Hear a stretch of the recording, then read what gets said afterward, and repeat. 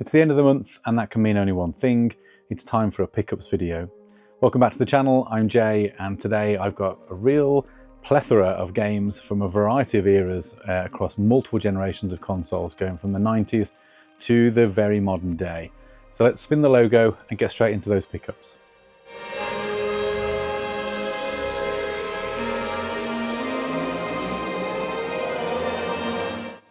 So I've been pretty busy the last few weeks with the 3D printing obsession, the day job, family, and many other things. And I'll be honest, I've not done a huge amount of game hunting. But as you may remember from last month's pickup, I've got quite a few games that I've stockpiled and I bought too much of in previous months, and I'd kept some back. So there is some new stuff that I've bought in the last few weeks, but there's also some stuff that's been sitting around waiting to be introduced into a video. So I've got some cool stuff to show you. I'm going to start from sort of the oldest and work my way forward, but I am going to save the more special entry until the very end, which is the one I'm sort of most excited about.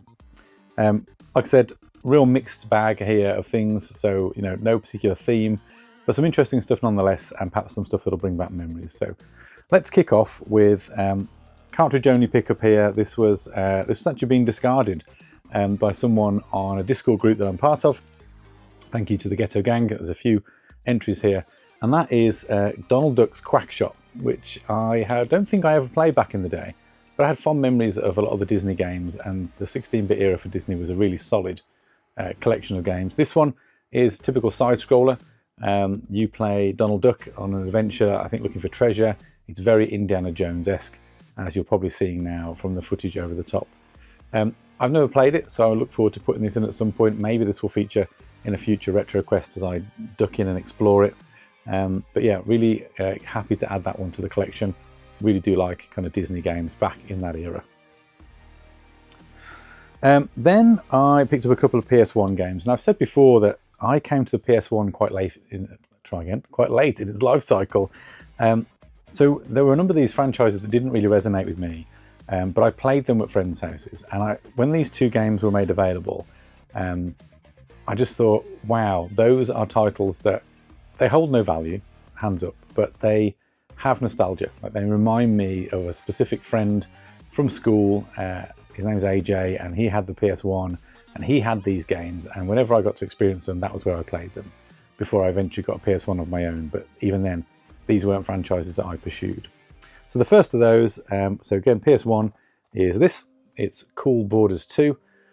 I didn't really get into snowboard games, especially not back on the PS1. He adored them, so we played these semi-regularly. I was always rubbish. I did get into snowboarding games via SSX on the PS2, and then I was hooked on that franchise for quite a long time. But yeah, Cool Boarders 2 just brought back memories when I saw it, and again, I think it was a giveaway on the Ghetto Gang, and I just had to snatch that up. And the same user was giving away this, which is it's even got the cash converter sticker on the front, and it was priced even then at 50 pence. I don't know what it's worth now, and that is Adidas Power Soccer International 97. Now, say what you will about the Adidas Power Soccer franchise. Adidas at the time had those desirable Adidas Predator boots that everyone wanted, and yeah, we played this. We played every football game as a kid. Didn't matter what it was, we played it.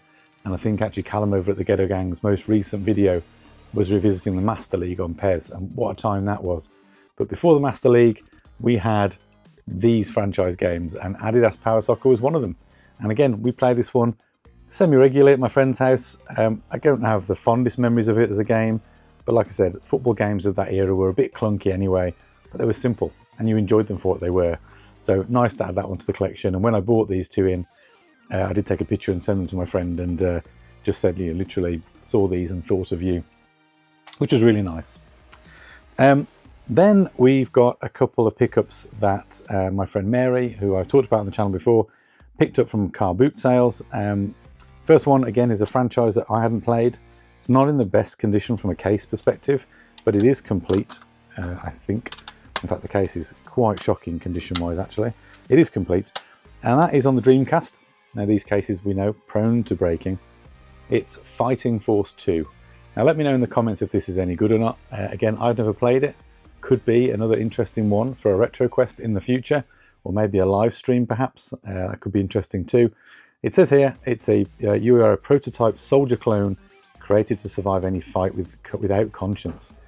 And it's a stunning 3D game engine with amazing visuals and advanced special effects, fierce hand-to-hand combat and deadly combination moves, 20 lethal weapons at your disposal, and a variety of gameplay, action, exploration and strategic interaction with 50 unique enemy types. Sounds alright, so let me know in the comments if Fighting Force 2 is worth the time, and whether there was a Fighting Force 1, I assume there must have been, where that was and was it any good. Not a franchise that I'm too familiar with. At the same car boot, I do believe Mary also picked up a 360 title, again entirely complete, not an expensive game by any means, but one I do remember quite fondly on the 360, one of the few games I dipped into from a racing franchise perspective, and that is Project Gotham Racing 4. And my initial experience with Project Gotham Racing would have been back on the OG Xbox, again at my friend Adam's house, funnily enough, who was the only person that I knew that owned an OG Xbox. And I played the first couple of Project Gotham Racings there, I think. So when I moved to 360, after the PS2 era, I did pick up a Project Gotham, and I seem to remember putting quite a bit of time into this and enjoying it. This is in nice condition, was pretty cheap to pick up and good to go. Interesting on the back here, you wouldn't see this nowadays, and if you're in the UK you'll remember this. It's got a quote from a newspaper. It says, "Project Gotham Racing 4 redefines racing on the Xbox 360. And that quote comes from the News of the World. So anyway, less said about that the better. Then we move on to, sticking with actually the 360 era, but pivoting over to the Sony competition. And this was another one that I picked up through a Discord channel, and that is Ace Combat Assault Horizon. Now, I am not an Ace Combat guy normally. I've got friends who love these kind of flight games. What really sort of drew me in with this one, first of all, was the fact that it's this limited edition, comes in this nice box, and I think it's got inside, if I remember rightly, there's some sort of notebook. You get the game. I think there's a soundtrack. I'll double check all of that though, and show you on screen the contents of the box. But it's in really nice condition. I don't have much in the way of kind of limited edition or kind of card sleeves for the PS3. In fact, I've got a fairly limited PS3 collection. It wasn't a console I played a lot of, so it was nice to add that. It didn't cost me a lot, if anything. I think it might have been, again, a generous giveaway from a community, and I just thought that could be a fun thing to play at some point in the future, and I might give that a go. And I get the impression this one's a slightly different, maybe a slight pivot away from the classic Ace Combat. So we'll see. Maybe want to give a go. Let me know in the comments if this was supposed to be any good. Then, before I move on to the more modern consoles and that special entry, I did pick up a random DVD from a CEX recently. I've taken to looking at the DVDs in CEX, not so much the movies, the films, things like that, but I kind of gravitate towards anything TV box set related, specifically kind of animation and things that I liked as a kid. Now, this particular series, I think I was probably a little bit too old for. I think this was the 2000s, but as soon as I saw it, I was intrigued. It's apparently it was a hit CBBC show, which I didn't realise, and that is Wolverine and the X-Men, and it's the animated series. It's the complete collection. It's over 4 discs. It's in excellent condition. The discs are all immaculate, and I paid a grand total of £12 for this. I read good things. Apparently the TV show is pretty good. I, of course, am a child of the 90s, so X-Men 97, I think as Disney's now calling the reboot, but the X-Men from the 90s was my X-Men, and I thought this would be really interesting to watch. I like picking up the DVDs because it's nice to watch these back on the classic CRT screens. I've got a couple of those in the room and a couple of DVD players, and it's the sort of thing you can just put on in the background, let them play. You don't have to concentrate too hard on them. And yeah, so I've started to pick up where I see them, and I'm not kind of collecting for anything specific, but just those that catch my eye. Typically these kind of cartoons, or wrestling DVDs as well, like old school wrestling DVDs. I don't buy the events, the SummerSlam 90 this or the WrestleMania 12 or whatever it might be, but I do like to buy kind of the compilations about specific wrestlers that I like. So, the Warrior, I think I showed recently a Bret Hart one that I've got as well. So yeah, X-Men, so Wolverine and the X-Men, the complete collection, added to my collection. And then we move on to more modern consoles. So for those who saw my live stream a couple of weeks ago, I recently picked up on the Switch the Civ 7. Now, I bought this on Switch 1, and I know there's a Switch 2 game, but there's a reason for that. So Switch 2, I think it's digital only, or it's the key cart, horrible code in a box equivalent. And the reason I bought this was that it actually worked out cheaper to buy Civ 7 on the Switch and then buy the Switch 2 edition upgrade, which I think was about a tenner, than buying the Switch 2 edition outright. And the beauty of buying the Switch 1 version is that should anyone in my household who wants to play this on the original Switch want to, they can of course pop the cartridge in and play, and I can play it on the Switch 2. I did give it a go on the live stream. I quite enjoyed it. It was my first ever Civilization game. I wasn't very good. Even after sort of 3+ hours of gameplay, I hadn't really advanced very far, and then I decided to go to war with one of my competitors, and that kind of ruined the game for me pretty quickly, but I was just trying to end the stream at that point. So something I'll go back to. It was fun to use the mouse controls on the Switch 2 with this, which is the primary reason, if I'm honest. I picked it up just to give that a go, and yeah, nice one to add to the collection. And like I said, my first ever Civ. Let me know in the comments, was that a good place to start my Civilization journey? There's a lot to learn in this game, as I realised when I was playing online. I did also pick up, and I wrote these down, but I will insert gameplay too, so it's less boring than watching me read off a sticky note. But it's the summer sale at the moment on the Switch, so if you're a Switch player, either 1 or 2, then there's a whole load of great games that are currently heavily discounted. And I'm going away soon on holiday with the family, and we're all taking our Switches on a bit of a road trip. So I thought, I'll pick up a few games to give me some choice to play while I'm away.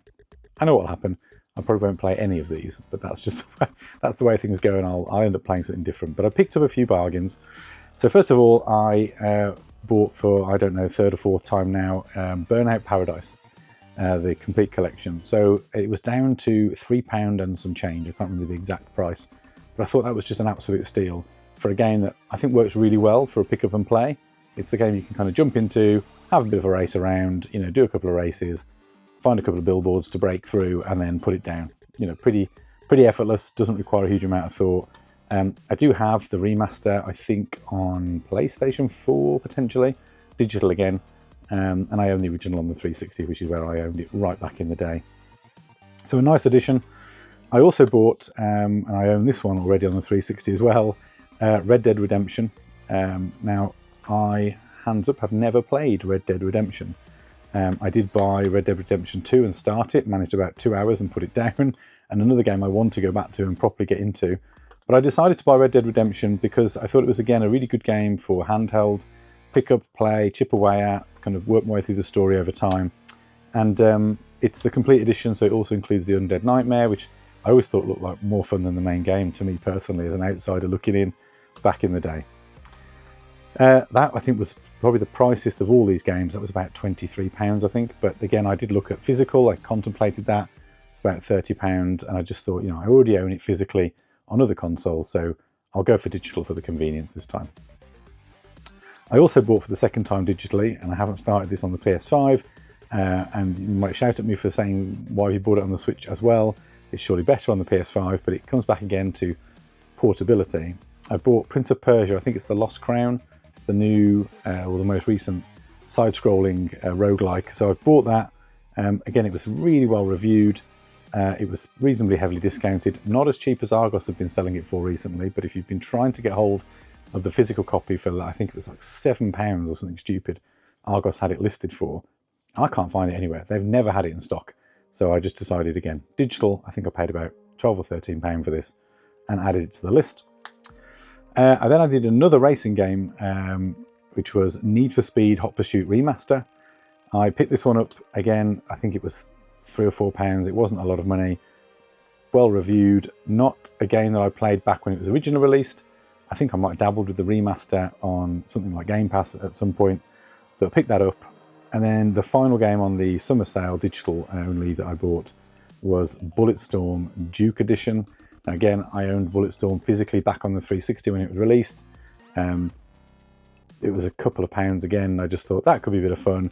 And the Duke Edition allows you to play as Duke Nukem as well as the classic Bulletstorm characters. So If you don't know what Bulletstorm is, it's a kind of crazy first-person shooter. I think it was by the studio that did Gears of War back in the day, which is the only reason that I played it. And yeah, you're going to chain crazy moves together, can use your weapons to grab and then fling enemies across the map and kill them in kind of glorious ways. It's a bonkers game. I think it had a VR release recently, which didn't do so well, unfortunately. But the 2D version, or sorry, flat screen version, not 2D, is really, really good and thoroughly enjoyable. So added that to the Switch as well. So those are 5 games I'll be taking on the road, as well as some of the physical games that I've bought recently.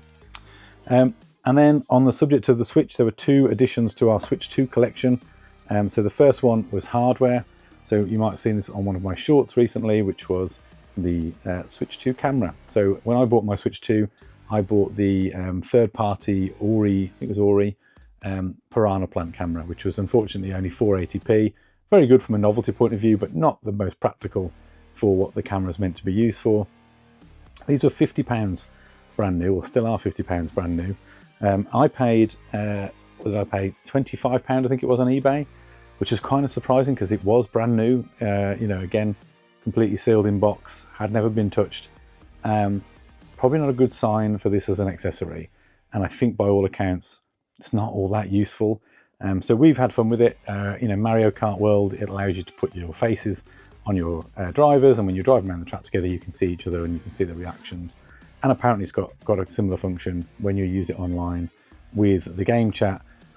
We were going to buy the new Mario Party Jamboree add-on, but unfortunately, from what I've read about it and seen in video reviews, it's not all that. And so we were a little bit put off by that. So I don't know, you know, for £25, I don't mind. You know, I like to dabble with these things and try these accessories out. But I think the jury's out on whether this will actually end up being any use or just being a discarded piece of tech in the next 12 or 18 months. Probably go the same way as every other camera for every other gaming console that's ever been released. Think Kinect. And then something that certainly won't go to waste or not be underutilized for the Switch 2, and actually this isn't mine, but I'm going to put it on here because I will be playing it, and that is Donkey Kong Bonanza. This is actually my son's.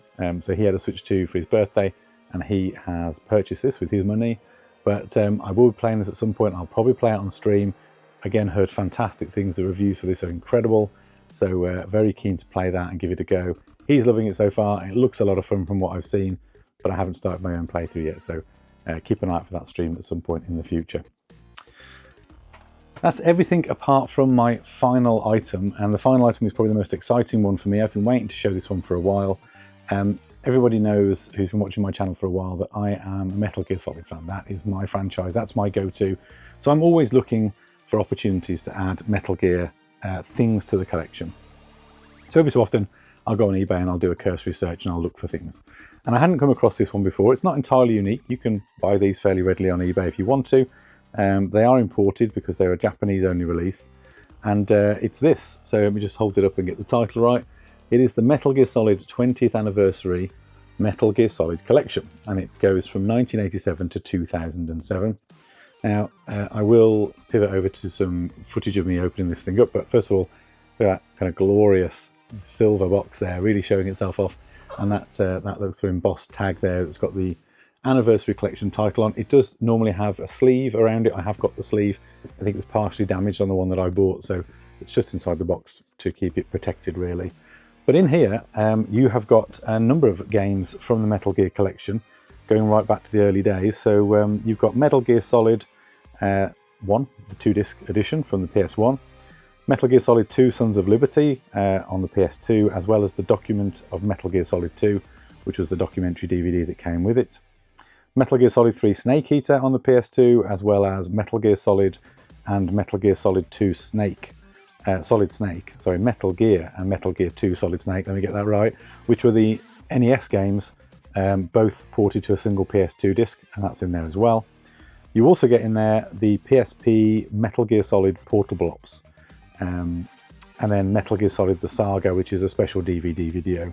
Obviously everything is Japanese, therefore it's unplayable on my PS2, but I don't mind.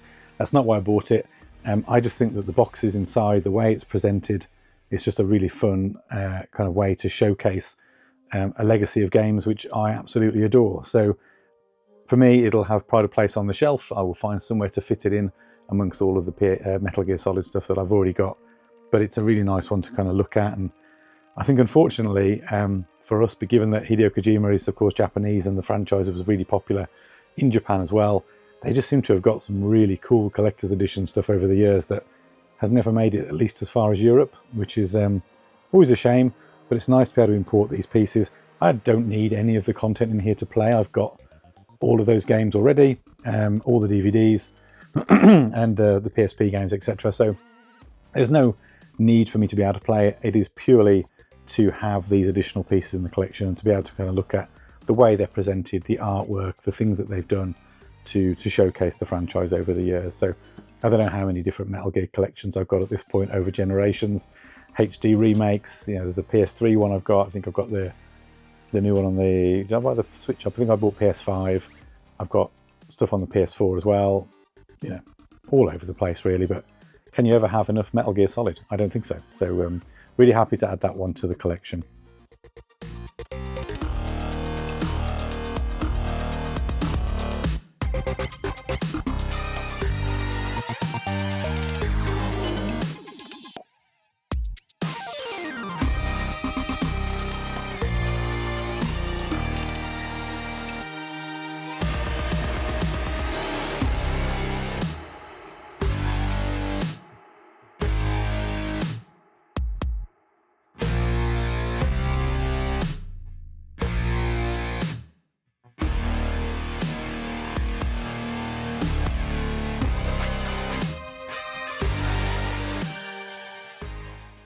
I appreciate this is a bit of a slower pace from what I've done recently, and that, you know, you may or may not have enjoyed the 3D printing stuff.